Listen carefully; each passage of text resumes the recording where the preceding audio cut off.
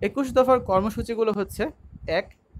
বাংলাকে পাকিস্তানের অন্যতম রাষ্ট্রভাষা করা হবে। ২.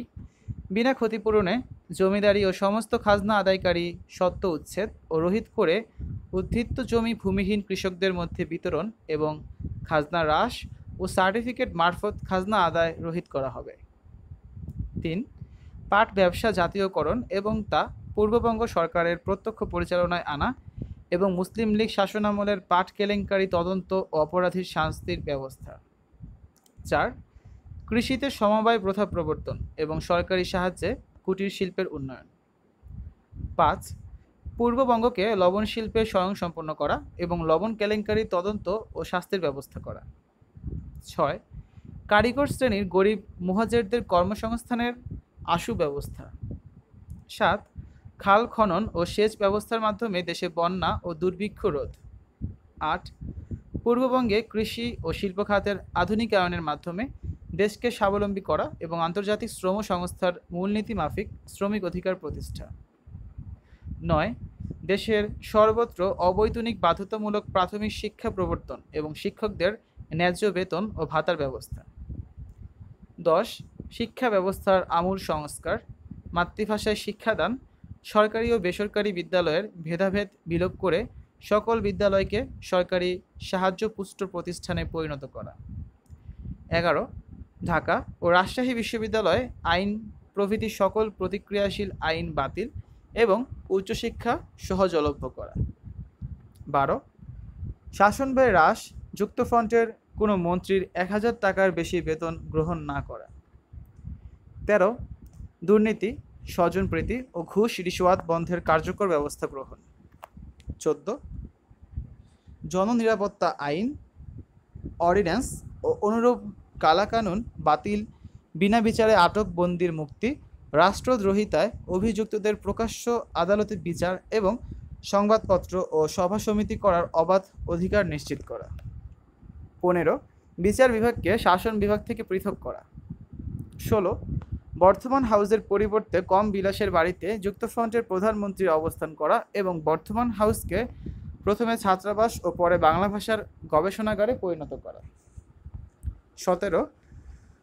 রাষ্ট্রভাষা আন্দোলনে শহীদদের স্মৃতিচিহ্নস্বরূপ ঘটনাস্থলে শহীদ মিনার নির্মাণ করা এবং শহীদদের পরিবারবর্গকে উপযুক্ত ক্ষতিপূরণ দেওয়া। ১৮.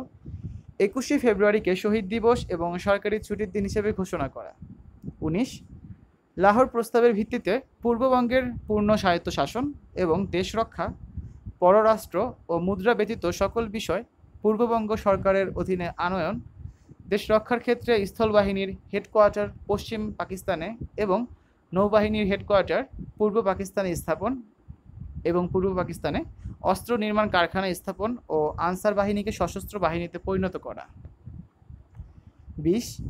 কোনো অজুহাতে যুক্তফ্রন্ট মন্ত্রিসভা কর্তৃক আইন পরিষদের আয়ু না বাড়ানো এবং আয়ু শেষ হওয়ার ৬ মাস পূর্বে মন্ত্রিসভার পদত্যাগপূর্বক নির্বাচন কমিশনের মাধ্যমে স্বাধীন ও নিরপেক্ষ নির্বাচনের ব্যবস্থা করা। এবং সর্বশেষ দফা ২১ নম্বর দফাটি হচ্ছে: যুক্তফ্রন্টের আমলে সৃষ্ট শূন্য আসনে ৩ মাসের মধ্যে উপনির্বাচনের ব্যবস্থা করা এবং পরপর ৩টি উপনির্বাচনে যুক্তফ্রন্ট প্রার্থী পরাজিত হলে মন্ত্রিসভার পদত্যাগ করা। আমাদের পরবর্তী টপিকটা হচ্ছে আগরতলা ষড়যন্ত্র মামলা। ১৯৬৬ সালের ৬ দফা আন্দোলনকে দমন নীতির মাধ্যমে নস্যাৎ করতে না পেরে পশ্চিম পাকিস্তানি শাসক গোষ্ঠী এক ভিন্ন কৌশল অবলম্বন করে। সরকার ১৯৬৮ সালের জানুয়ারি মাসে বঙ্গবন্ধু শেখ মুজিবকে প্রধান আসামি করে ৩৫ জন সামরিক ও বেসামরিক ব্যক্তির বিরুদ্ধে রাষ্ট্রদ্রোহিতার মামলা দায়ের করে।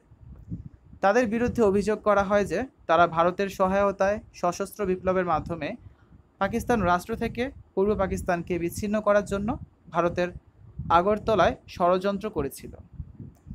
এই মামলার বিচার কার্যের জন্য একটি স্পেশাল ট্রাইব্যুনাল গঠন করা হয়।